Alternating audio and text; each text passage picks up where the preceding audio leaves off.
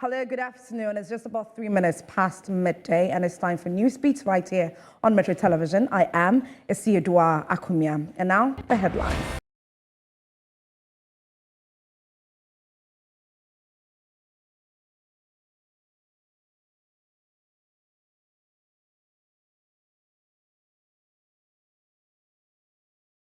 Prices of sachet water to go up on Monday. This adds to the increase in prices of goods and services in the country. The situation is unsettling many Ghanaians. We will be hearing from some of them.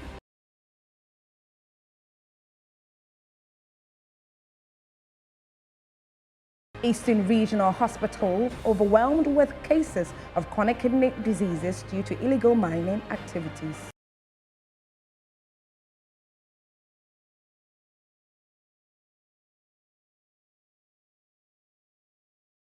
Now, on the foreign front, European Union presidency calls for an international tribunal over Russia's invasion of Ukraine.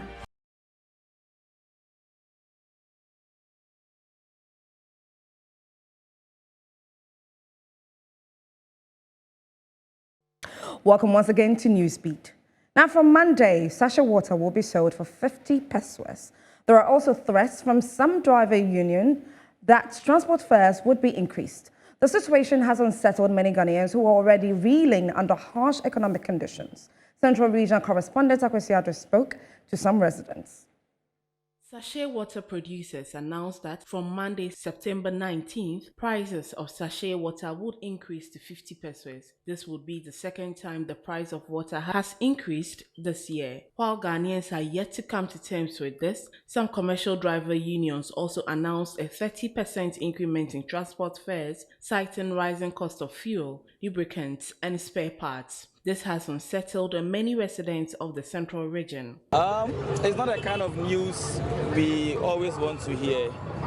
Sometimes it's difficult to accept them, but we just have to cope with it, because when the people in charge of production of water tells you what they go through, sometimes you don't have an option but to understand them. That is why it's important that policies and things that would affect the basic people in society will be implemented, so that the system will be quite flexible for us all. Because no matter who you are, you will be affected. And the adverse effect is that if I have a business, because the cost of living has become expensive due to things like a basic commodity like pure water, then obviously it will affect the business that I also do. They want government to put in stringent measures to deal with the rising cost of living. Yet if you are saying can you cram for source, but ever to know no man, you to me cover chronic dear. Never stress on the Omuntin and Sumaya crack. Son is able to answer. We understand that prices of goods and services are going up, but income levels are not increasing, and a lot of the youth are currently unemployed. Even those who are employed are not seeing top. So we are really pleading if government can come in, or if GPRTU can hold on, because if fares should go up again, right now pure water is going up, bottled water is also going up, people would not be able to survive. Even though the GPRTU, an umbrella body of the commercial drivers, appears to be shooting down the increment in transport fares, these commercial drivers insist an increment in the fares will be favorable to their business. Also, yeah, call filling station. Why? You mean fat? Yeah, how got you be out on the fuel because also you may need no more to me for a chair. And I'm about. And you know, I'm more candy, I'm more game, and I'm more can. Go only inside and Gassa. I'm more on where I'm more game. Sir, passing your back and I said, yeah, said the man I know.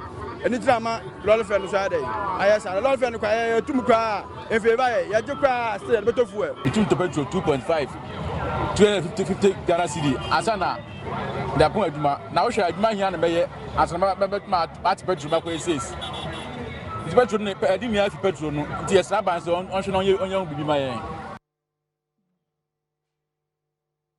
Now, we have been joined via Zoom by the CEO of the Consumer Protection Agency, Kofi Kapito, for more on this. Hello, Kapito. Good afternoon. prices of sachet water increased to 50 pesos. Capito, kindly unmute the feed for us. Your listeners. Capito, can you please speak up a little so we can hear you clearly? Say good afternoon to you, your viewers, and your listeners. Good afternoon. Okay, thank you, Capito, for joining us. Now, sachet water, transport fares, electricity, and water tariff are being increased. The stakeholders say they are helpless because they are equally losing money. But citizens are crying. How can we get out of this? Let me just say that I sympathize with the private, like let's say the sachet water people, private business, who are saying that the situation or the reason why government is even given as to why things are not working in Ghana are the same reason why they are also justifying that they need to increase their product. I can't fault them. I understand them. All I can say is to plead with them and say that, yes, we all know we are in a hard situation, a difficult time, but the question is maybe they should consider their profit margins. I know they are in business, but when people are saying that just have pity or mercy on us, I think they should listen to. But I can't fault the transport owners. I can't fault the sachet water people. My biggest problem with government institutions, which is Electricity Company of Ghana, Ghana Water Company. Look, to my surprise, yesterday I went to Kotoka Airport to pick my daughter up from the airport. When I entered the airport, you know they have a minimum time that you need to pay. Just about a few weeks ago, it was 6 Ghana. Just yesterday, I'm talking about car park, which is under the purview of government, has gone from 6 cities to 10 cities.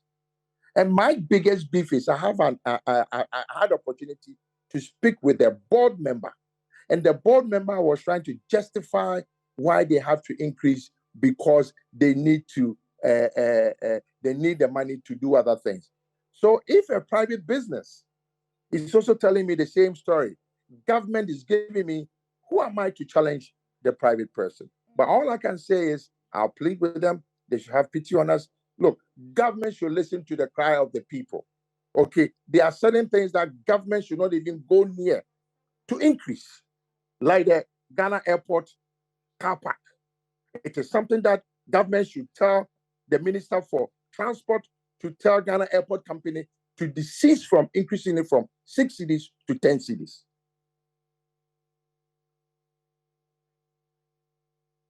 Hello? Vito, can you hear me? Please go I ahead. can hear you. Yeah. I know, I'm just saying that if government itself, government that is supposed to support the citizens of Ghana, is not being a little bit cautious.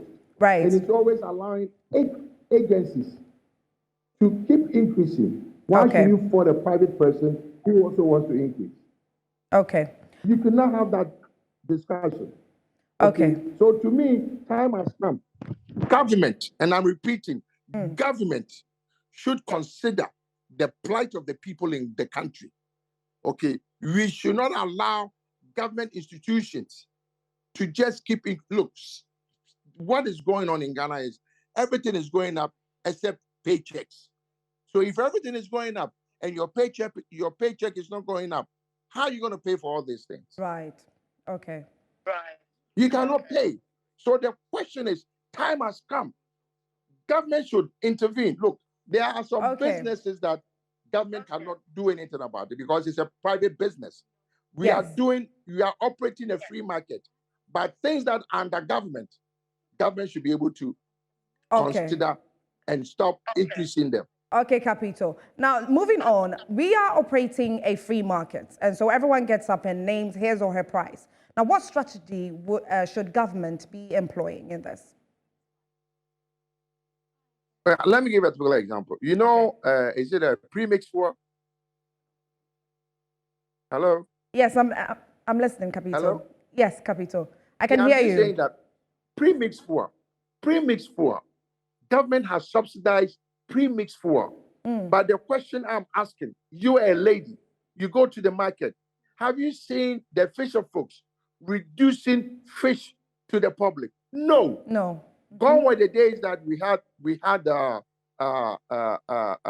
places that government like food distribution and places that government will say, because we have subsidized, you need to send some of the products to these places so that they could be sold a little bit cheaper than the open market.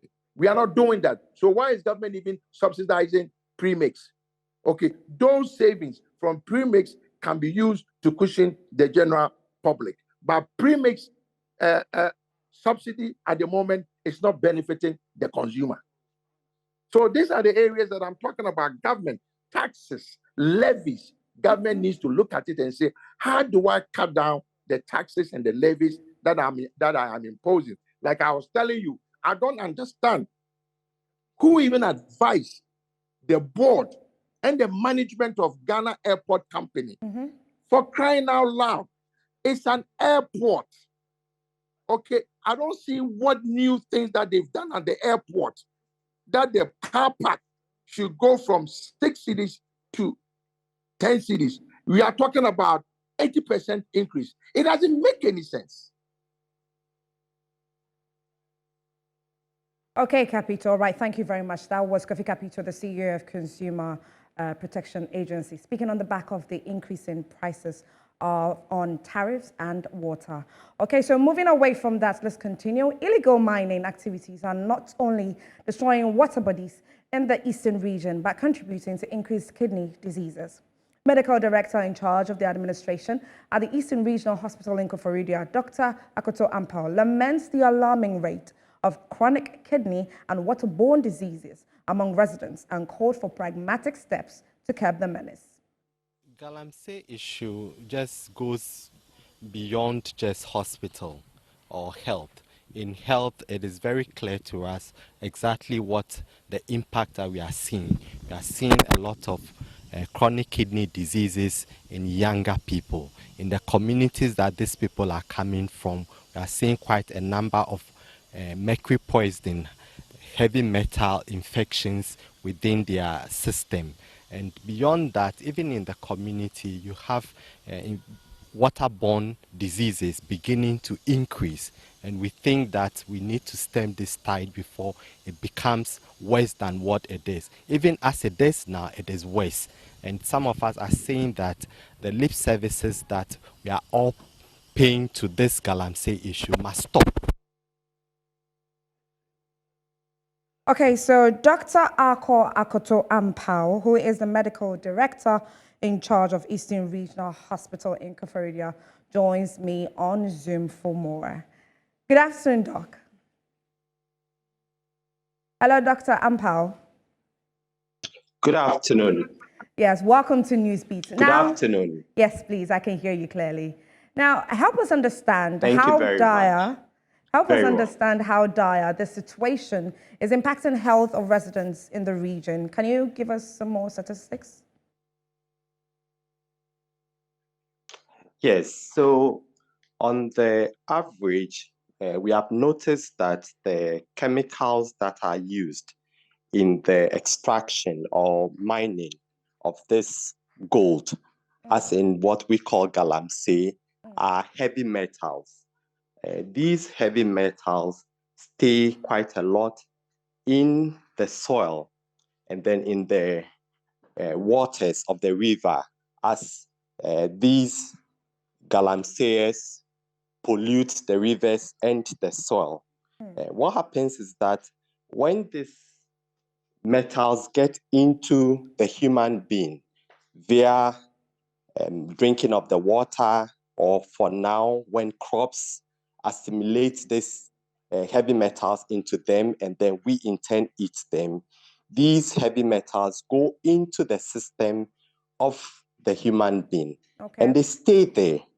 The human body system is unable to remove them.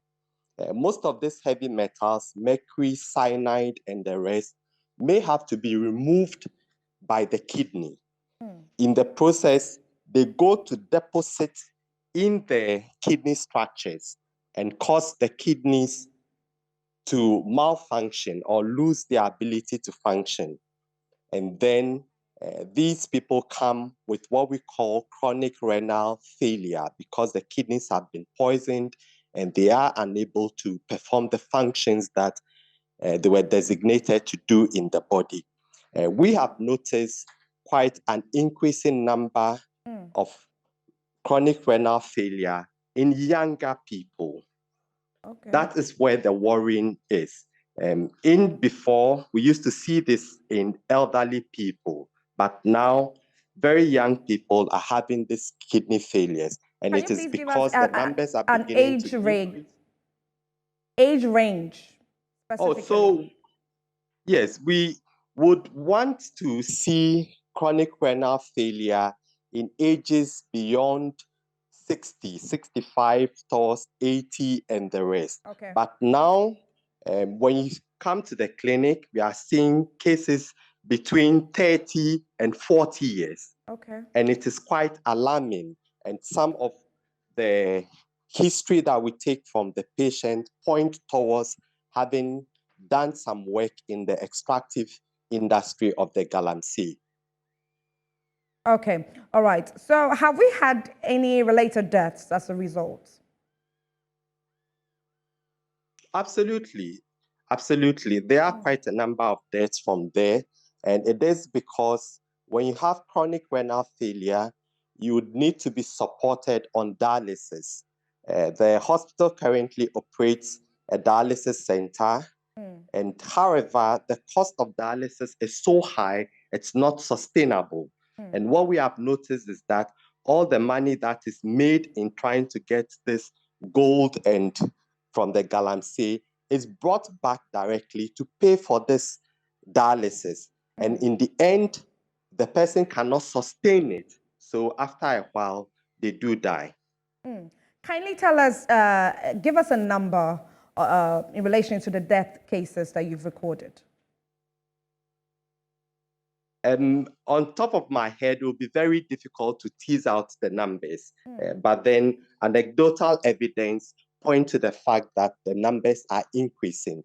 I would do well to get the statistics and then even disaggregate them in relation to this Galamsey and probably post for your attention. All right. Thank you very much, Dr. Akoto Ampao, who is the medical director in charge of administration in the Eastern Regional Hospital in Koforidua. So away from that, meanwhile, the Ministry of Lands and Natural Resources has instituted 8 new measures to aid the fight against illegal mining.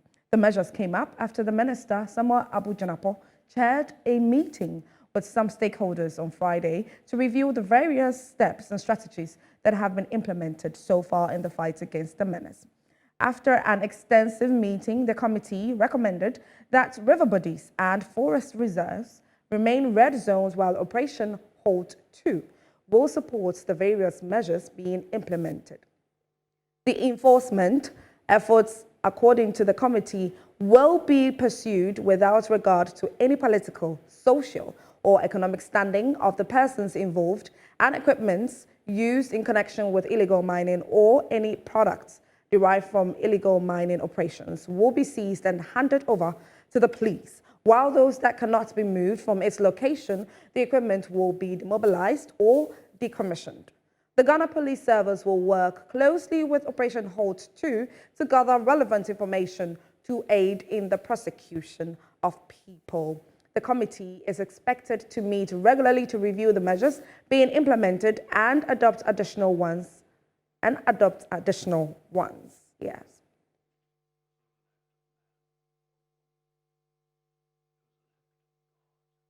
So the Deputy National Director of Rocha, Ghana Dali Bosu, joins me on phone for a conversation. Hi, sir. Good afternoon. Hello, good afternoon. Right, welcome to Newsbeat. Now, the ministry has outlined new measures to deal with the Galamsey menace 2 days ago, some 150 persons were arrested by the Immigration Service. We also saw a chief and his brother arrested yesterday. What are your initial thoughts on these efforts? Yes, thank you very much. And I think, all of these come on the back of the statement by the Minister of Lands that they want to ramp up. It's good. It's good we are seeing this, but the question is, how long are they going to sustain this action? We've been at this for over 5 years now, and for me, this is not news because we've been doing this. There was Vanguard, there's now Operation Halt. Water bodies and forest reserves were announced to be red zones and no-go areas, but still mining is happening in them. So for me, I would say it's early days yet. Let's see how this stays sustainable in the months coming. So until then, I would say let's not get ahead of ourselves and be too excited yet. Yeah. Okay. All right. So in relation to these efforts, how can it be sustained? Well, I think the ministry has also come out with a statement that several action points they are going to take, and I need all of us to be reminded that all of these actions are not new. They were all the recommendations that came up in the 2021 small-scale mining dialogues that were held across the regions in the country. So nothing is new. What were you waiting for? Did we sleep on the job until we have all of these issues coming up again for us to go and just rewrite all of these statements once again? And again, if you really say you want to stop mining in forest reserves, you don't put a clause and say except in exceptional cases. And what are those exceptional cases? It is the same exceptional cases that the government has been exploiting to allow other people to go into forest reserves to do exploration and prospecting. And while that goes on, you don't expect people to sit on the outside. They're also going to sneak in and do what they can do. So for me, I think that we have protected those politically exposed persons who are involved in this for a long time, and it is time we go after them. And for as long as we started a case against Ashawan, and that is just the tip of the iceberg. The government needs to go to the ground whilst they confiscate, arrest people in the pits. They should also ensure that they trace and get to all those people who are supplying the excavators, all those people who are buying the minerals from these illegal sites. Until we do that, just arresting people in the pits will solve the problem. Okay, so aside doing away with the perpetrators, like you mentioned earlier, what other ways or do you see is the way forward?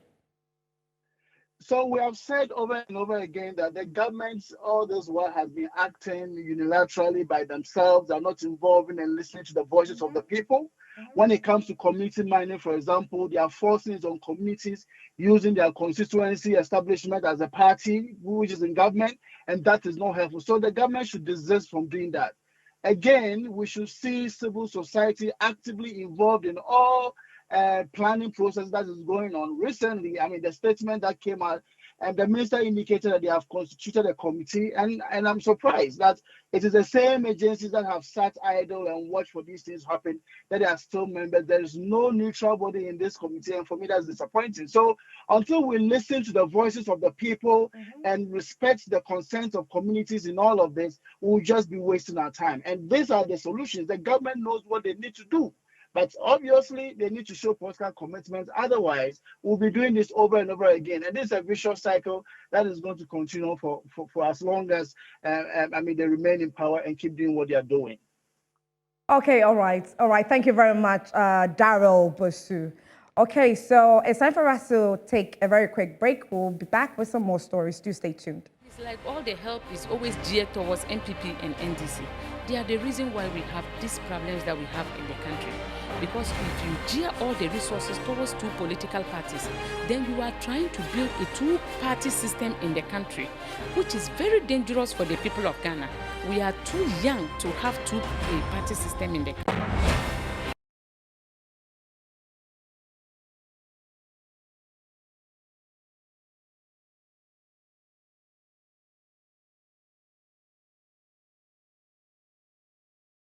Welcome back to Newsbeat.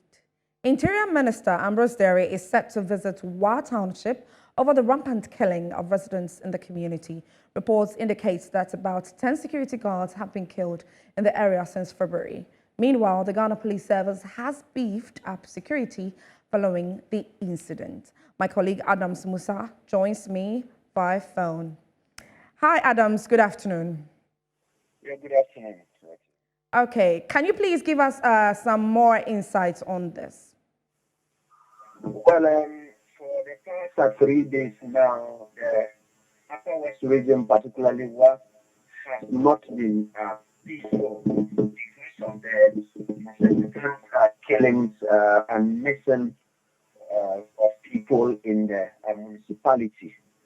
For the past 3 days, angry residents marched to Ghana's palace to demand the explanation of what has been happening. According to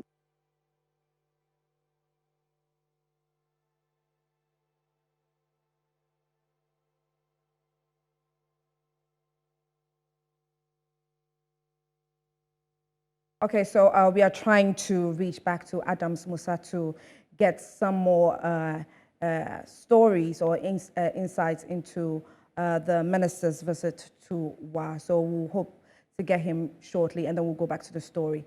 But before that, Interior Minister Ambrose Derry is set to...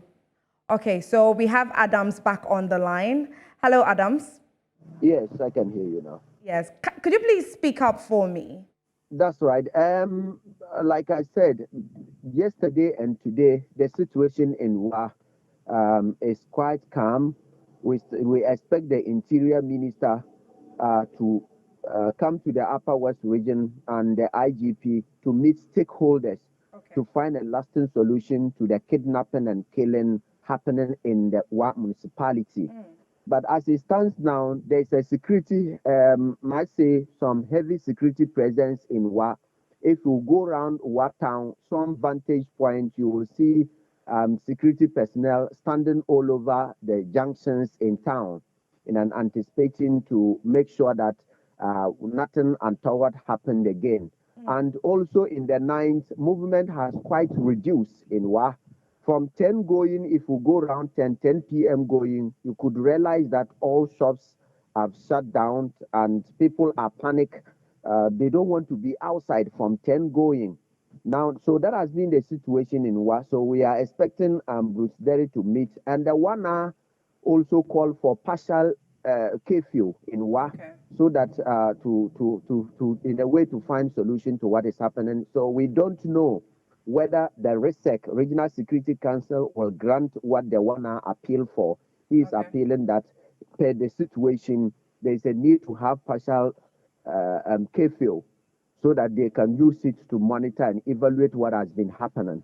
So, but RISEC is still deliberating on the issue. They've not come out with any decision yet as to what the overlord of the Wala Traditional Council is asking them to do, whether it's something that they can grant.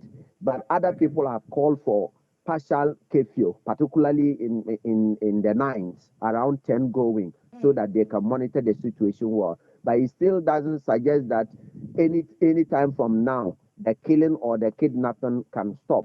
So they believe that if they put a partial curfew, it can help to bring down what has been happening. And it's a big, there's a panic in town, actually. There's panic in town. Everyone is not safe.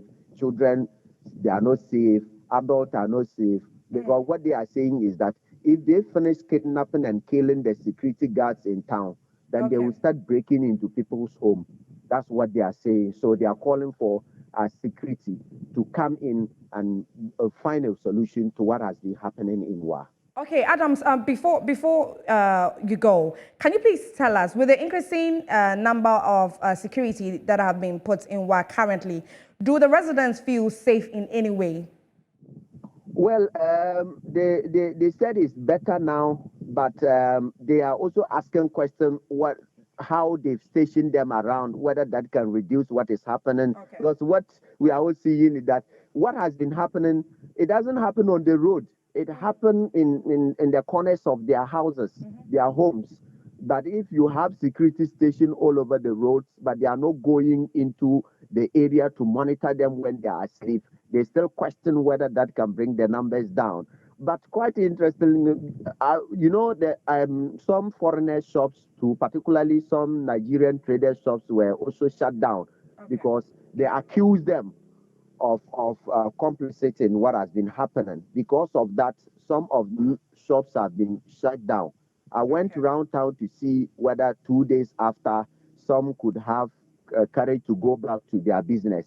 But it's revealing that their shops are still shut down, and they don't know whether if they open the shops, the residents will attack them. That's another situation we are still battling in now.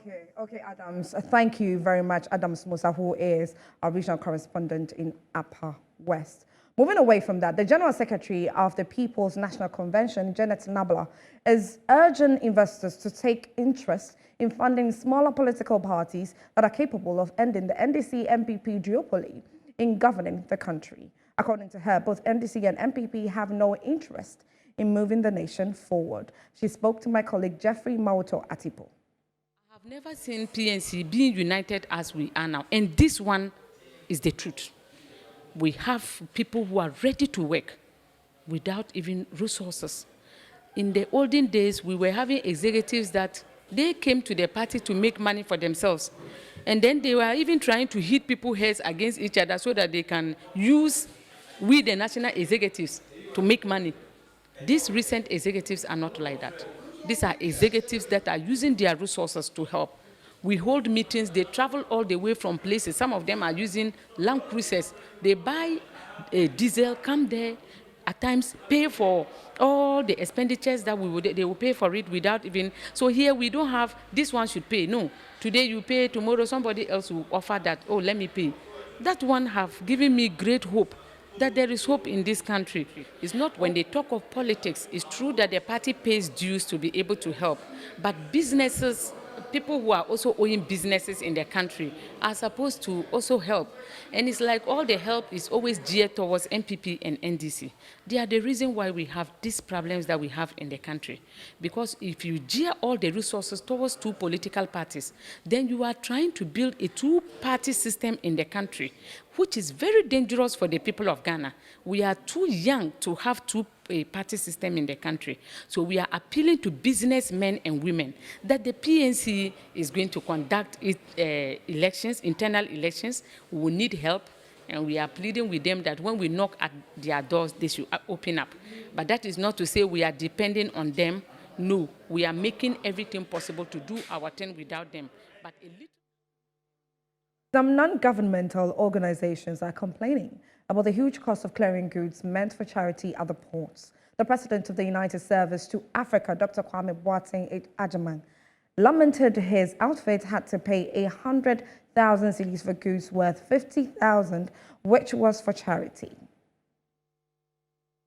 According to officials of the United Africa Service, the high cost of clearing goods for charity at the ports is a disincentive to supporting healthcare delivery in Ghana.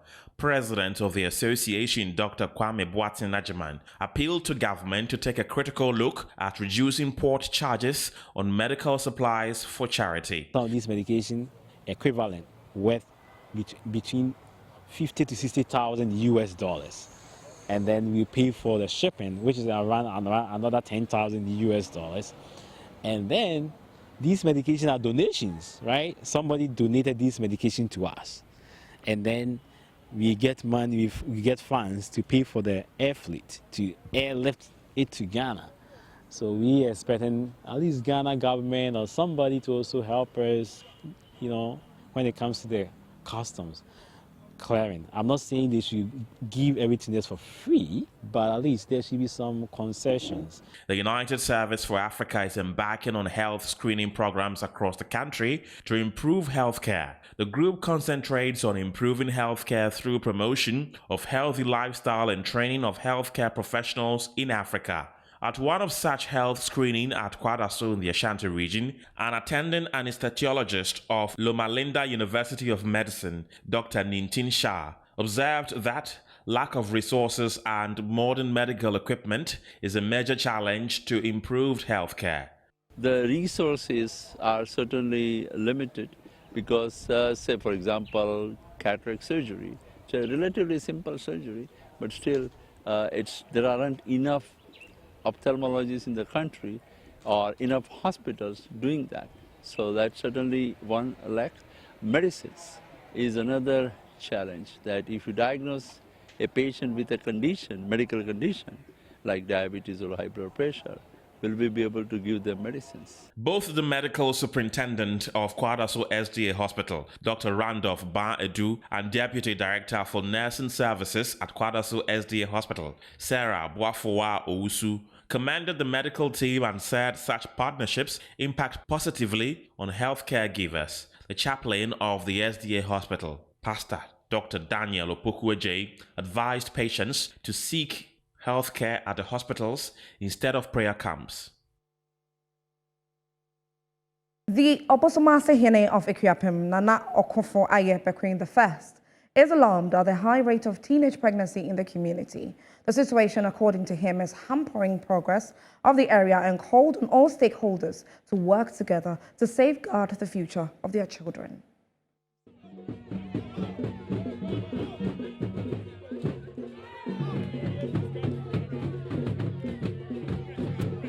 Speaking at this year's Ohum Festival at Obosomase Ekuapem under the theme, Effects of Teenage Pregnancy in Our Communities, the chief noted that the area has become a hub for teenage pregnancy in the Ekuapem North municipality, as most of the young ladies who should have been in school have become single parents, while the young men have also resorted to social vices like petty theft, intake of illicit drugs, among others. We who 14.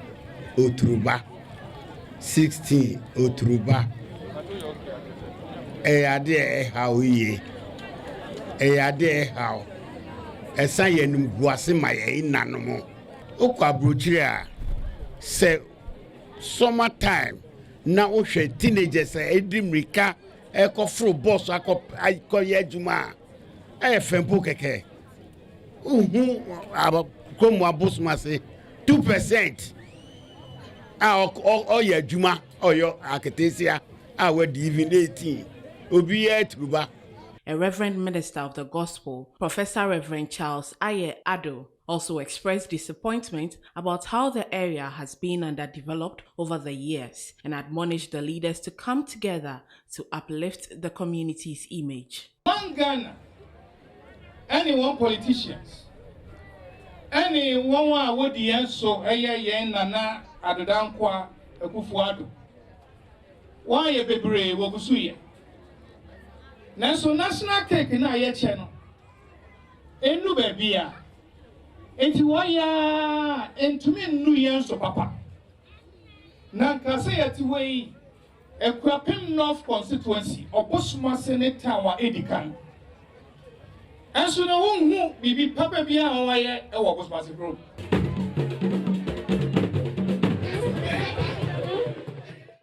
So we go for another break. We'll be back with business, sports, and entertainment. Do stay tuned.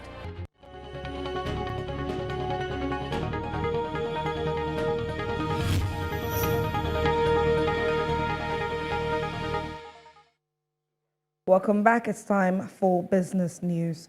The Petroleum Commission has begun training local welders to fill some positions currently being occupied by expatriates in Ghana's oil fields. Over the years, there has been a human resource gap in the sector as most key positions are filled by foreigners. But the Commission says it is determined to reverse this trend.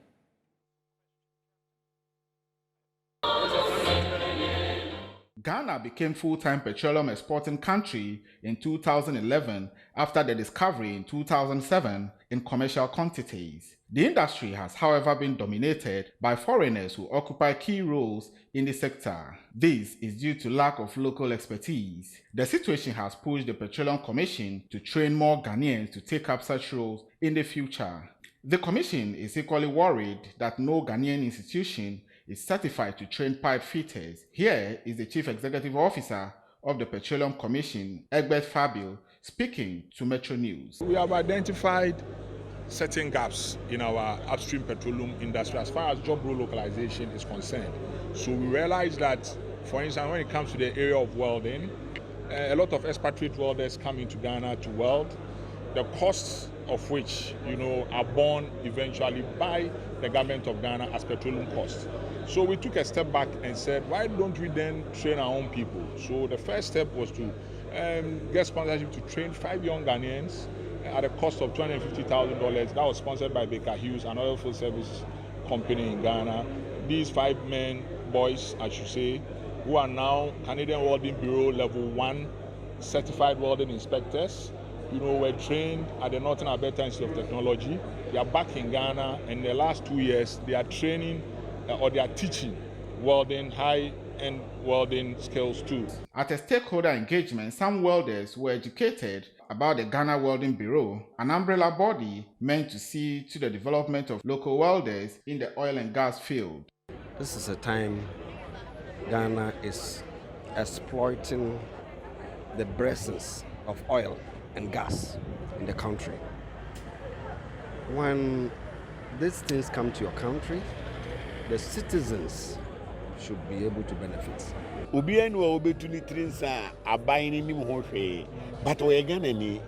And they say, Yamia Domina, I'm say, Oma no more say, or more fire can when they am say, a better or massy. But Ghana, some day, or more can a tra now among Fanyaguma.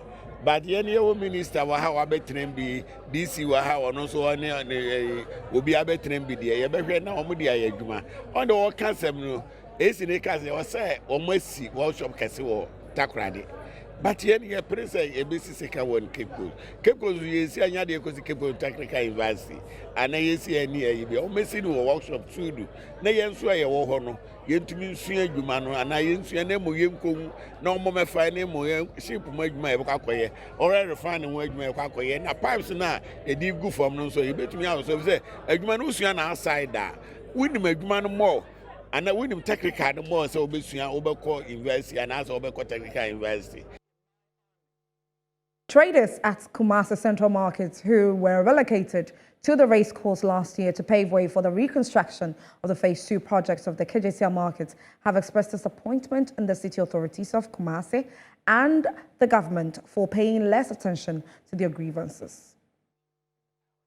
The traders at the Kumasi Racecourse Market were those who were evicted at the Kumasi Central Market last year to pave way for the Phase 2 of the KJTR redevelopment project. After a year of the Phase 1 of the project, the traders are still battling with several challenges, including poor access linked to the market. They say it has led to a daily struggle as it has become extremely difficult for cargo vehicles to convey goods to and from the area since their broken down bridge has remained unattended to all this while. The market queen of Racecourse, Nana Ya Fowa, expressed worry over the neglect of the area by city authorities.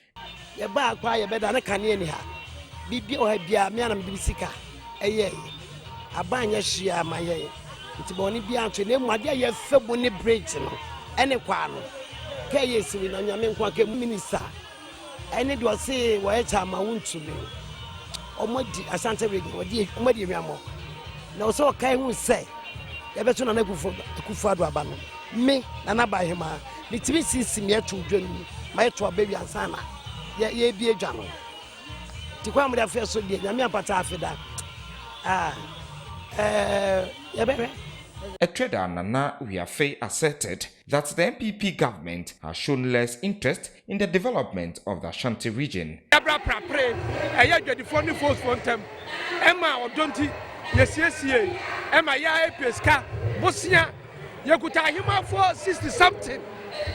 Central Market. 3 billion, 4 billion. And yet the bomb pata, resco, Yaisika. Yet the Bicota, Boa, Ebo, Nia, Bompata, Ama Yabompata, Yabu rescos. A quail about rescos in Nanya, Ayara Husam says, Obias about the 3rd year of rescos. Now the corner of Betono, a view of Kwanwa. Or better Kwan Doma rescos, because Kwanin yet. The chairman of the KJTR Traders Association, Nana Akwesi Prempe, explained that the association has received firm assurances from the management of the Electricity Company of Ghana that every shop in the market will soon receive its separate meter. Some of the service providers, the work that the services that they are giving to we the traders is not satisfactory to us. So they should let us know the type of contract that they have with them so that we can also make our input going forward. Then also with regard to the phase 2, all that we are agitating in this phase 1 has a rippling effect in the phase 2 because it is the same contractor who constructed the phase 1 who is working on the... Well, that's it for business news. Up next, entertainment news.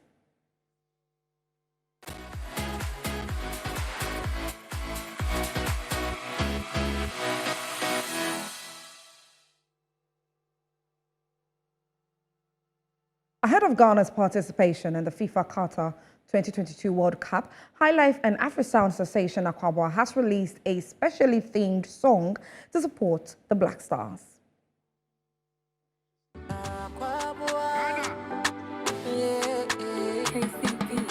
This year we go do wonders. We go show progress.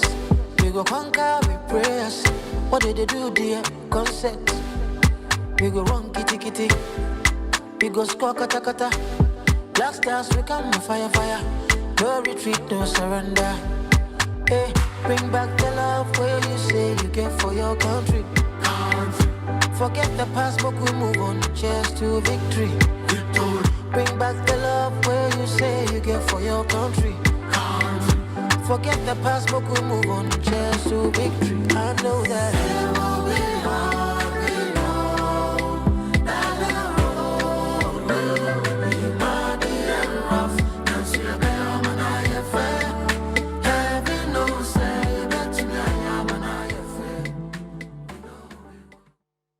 But that's it for entertainment news. Up next is international news.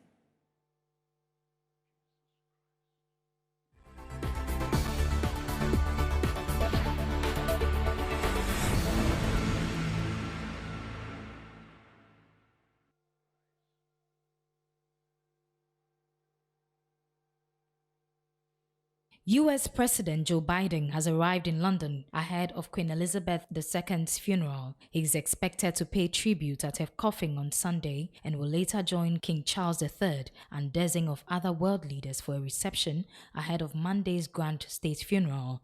The Queen's body has been lying in state at the historic Westminster Hall since Wednesday as people from all walks of life and from around the world have been filing past in a constant emotional stream, many queuing overnight and some for up to